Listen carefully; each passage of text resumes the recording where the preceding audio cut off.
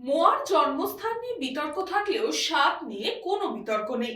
তাই শীত পড়ার সাথে সাথে জয়নগরের মোয়ার স্বাদের গন্ধ যেন অতুলনীয়। জোর কদমে চলছে সেই মোয়া বানানোর প্রস্তুতি। শীত পড়তেই ভোজন রসিক বাঙালির যেন নতুন করে মনে পড়ে যায় জয়নগরের নাম। জয়নগরে মোয়া যে খেতেই হবে। নরম, কিঞ্চিত রসসিক্ত এই মোয়া যেন শীতের অনুভূতিটা আরো বাড়িয়ে দেয় বাঙালির প্রাণে। শীতের কটা দিন জয়নগরের মোয়া খান না এমন বাঙালি বোধহয় খুব মেলাভার। কিন্তু একটা কথা কি জানেন, নাম জয়নগরের মোয়া হলেও আসল নলেলগুড়ের মোয়া তৈরির আঁতুড়ঘর জয়নগরের পাশের গ্রাম বহরু। কারণ একটাই, মোয়া তৈরির যাবতীয় উপাদান সবই মেলে এই বহরুতে।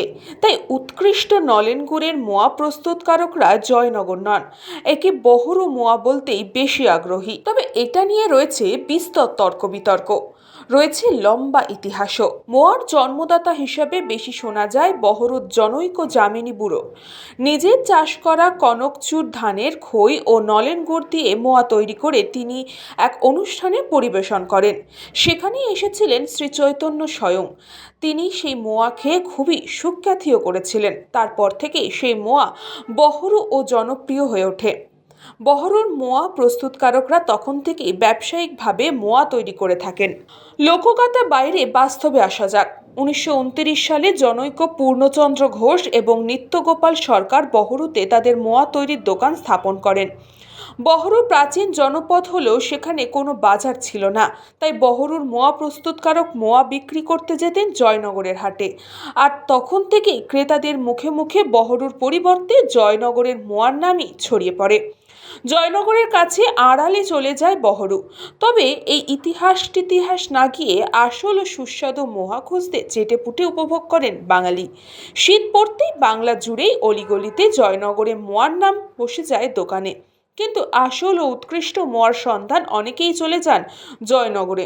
তবে সেখানে গিয়ে আপনি বিভ্রান্ত হতে পারেন, কারণ জয়নগর বা বহরুতে এখন দেখা মিলবে প্রচুর স্থায়ী অস্থায়ী দোকান। মোয়া কিনতে জয়নগর ও বহরু যাওয়ার আগে জেনে নিন আসল ও উৎকৃষ্ট মোয়ার দোকান কোনটি। কিনতে হবে ভালো করে চেখে। অনেক দোকানেই চোখের সামনেই তৈরি হয় মোয়া, সেখানে টাটকা মোয়া খাওয়ার স্বাদই কিন্তু আলাদা। বিনাপানি মিষ্টান্ন ভাণ্ডার কর্ণধর গণেশ দাস বলেন, আমরা 2025-এ দাঁড়িয়ে এখনো সেই মোয়ার স্বাদ ও গন্ধ সমান রেখেছি। মোয়াটা করছি এই জয়নগর বহরুর মোয়া, এটার জন্য আমরা 3 পুরুষের এই ব্যবসা চলছে। আমি 3rd জেনারেশন করেছি। আর মোয়া তৈরি করতে গেলে মূলত যে উপকরণগুলো লাগে সেগুলো তো আছেই। মূলত ধরুন নলেন গুড়, কনকি ধানের খই, কাজু, কিশমিশ, পেস্তা, ক্ষীর, এগুলো দিয়েই আমরা করি। আর আমরা মোয়াটা তৈরি করার পরে সেটা সুন্দরভাবে প্যাকেজিং করি। প্যাকেজিং করে আমরা দোকানে বিক্রি করি এবং বাইরে সাপ্লাই করি। একই দাম রেখেছি। এত কম্পিটিশান এবং এত দোকান বেড়ে গেছে, যার জন্য মালের দাম আমরা এই মোয়ার দাম বাড়াতে পারছি না। বাড়াতে গেলেও অনেক কিছু ভাবতে হচ্ছে। আমরা ব্যবহার করতাম এবং যে অনুপাতে আমরা ব্যবহার করতাম সেই অনুপাতে রেখেছি এবং আগের থেকে আমরা এখন মিষ্টিটা একটু কমিয়ে দিয়েছি। ক্ষীরের চাপটা বেশি দিচ্ছি, দিয়ে মিষ্টিটা কমিয়ে রাখছি। খেতে ভালো লাগবে। এটা কতদিন? নর্মালি 1 সপ্তাহ রাখা যায়। আমাদের অনেক জায়গায় আউটলেট আছে, যেমন আমাদের এই ধরুন ওয়েস্ট বেঙ্গলের বিভিন্ন জেলাতে, নদিয়া, উত্তর 24 পরগনা, মেদিনীপুর, হাওড়া। এছাড়া অনেকে অনলাইনে চাইলে, আমি সরাসরি অনলাইনে করি না, কিন্তু আমার কিছু লোক আছে তারা অনলাইনে ভারতবর্ষের বিভিন্ন প্রান্তে তারা পাঠায়। এছাড়াও বহু অনামী দোকান রয়েছে যারা ভালো মোয়া তৈরি করেন। আসলে ভালো মোয়া অনেকটাই নির্ভর করে আবহাওয়ার ওপর, কারণ ঠান্ডা যত জাঁকিয়ে বসে খেজুর গাছের রসের পরিমাণও তত বাড়ে। খেজুরের গাছ থেকে বাঁশের নলের মাধ্যমে হাঁড়িতে রস জমা হয়, আর সেই রস দিয়েই তৈরি হয় নলেন গুড়, আর তা দিয়েই তৈরি হয় মোয়া। পরিবেশ মানে পরিষ্কার পরিচ্ছন্ন থাকে। মানে অনেক দূর থেকে লোক মনিতে আসে, এদের হাত খরচা আছে। কী কী লাগে তৈরি করতে?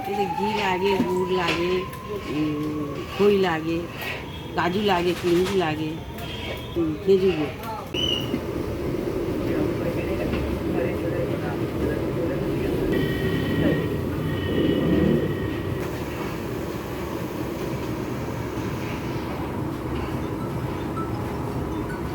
হ্যাঁ, hello.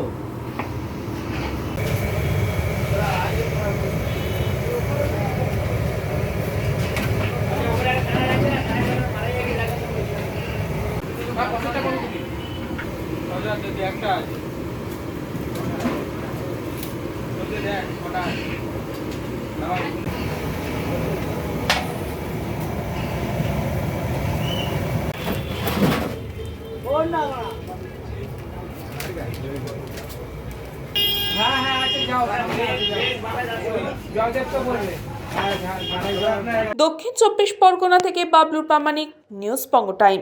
St. Augustine's Day School, Barakpur. Success for every child. Admission open 2026 to 2027. Contact number 900793 4555.